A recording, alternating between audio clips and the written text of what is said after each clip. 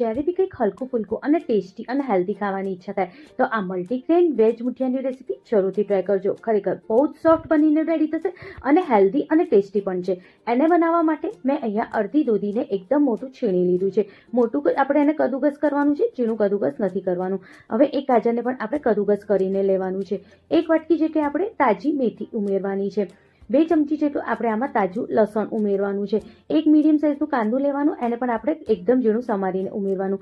2 લીલા મરચાંને પણ આપણે સમારીને ઉમેરવાનું છે. 2 ચમચી જેટલું સફેદ તલ ઉમેરવાનું. 1 ચમચી જેટલું આપણે મીઠું કે સ્વાદ મુજબ મીઠું ઉમેરવાનું. અડધી ચમચી જેટલું હલ્દી પાવડર, 1 ચમચી જેટલું ધનિયા જીરું પાવડર, અડધી ચમચી જેટલું લાલ મિર્ચ પાવડર, અડધી વાટકી જેટલું બાજરીનો લોટ, અડધી વાટકી જેટલું ઘઉંનો રોટલીનો લોટ અને 1/4 કપ જેટલું મેં આમાં ચણાનો લોટ ઉમેર્યો છે સરસ બાઇન્ડિંગ આવે એના માટે. 2 થી 3 ચમચી જેટલું આપણે તેલ ઉમેરવાનું મોયણ માટે. બધાને પહેલાં સરસ રીતે મિક્સ કરવાનું. મિક્સ કરીએ ને તો આપણને ખબર પડે કેટલી પાણીની જરૂર છે. દૂધીમાંથી અને મેથીમાંથી ઓલરેડી પાણી છૂટે છે, એટલે 2 થી 3 ચમચીમાં જ આપણો એકદમ સરસ લોટ બંધાઈને રેડી થઈ જાય છે. પહેલાં 2 થી 3 ચમચી નાખવાની, પછી જરૂર પડે તો જ બીજી ચમચી પાણી ઉમેરવાનું, નહીં તો નહીં ઉમેરવાનું. અને એકદમ સરસ આવો આપણો લોટ બાંધીને આપણે રેડી કરી દેવાનો છે.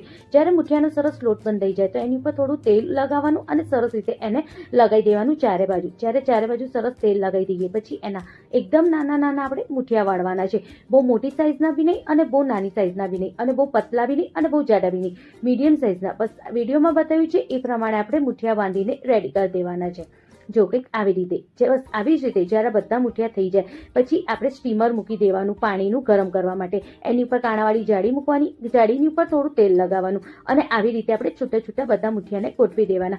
20 થી 25 મિનિટ માટે આપણે એને સરસ રીતે સ્ટીમ થવા દેવાનું છે. 25 મિનિટ થઈ જાય પછી આપણે એને સરસ રીતે ચેક કરી દેવાનું. એકદમ સરસ જ્યારે સ્ટીક ઉપર ચોટે નહીં એટલે સમજવાનું આપણા મુઠિયા સરસ થઈ ગયા છે. મુઠિયા જ્યારે ઠંડા થાય પછી જ આપણે એને કાપવાના છે, એ પહેલાં નથી કાપવાના. નાની મોટી કે પતલી જાડી જે સાઈઝના આપણે કાપવા માંગતા હોઈએ આપણે એ કાપી શકીએ છીએ. ઠંડા થયા પછી કાપીશું તો નાય મુઠિયા તૂટશે કે નાય વેરાશે અને એકદમ સરસ એના પીસીસ બનીને રેડી થશે. જો કંઈક આવી રીતે, બસ આવી જ રીતે બધા મુઠિયાને આપણે કાપીને રેડી કરી દેવાના. હવે એનો એક સરસ વઘાર કરીશું. એના માટે તળામાં આપણે થોડું તેલ લેવાનું છે. એની અંદર થોડા આપણે કડી પત્તા ઉમેરીશું. 1 ચમચી જેટલું રાઈને આપણે આવી રીતે ફરતા ઉમેરવાની. રાઈ સે તતરાઈ જાય એટલે 2 ચમચી જેટલું આપણે આમાં સફેદ તલ ઉમેરવાના.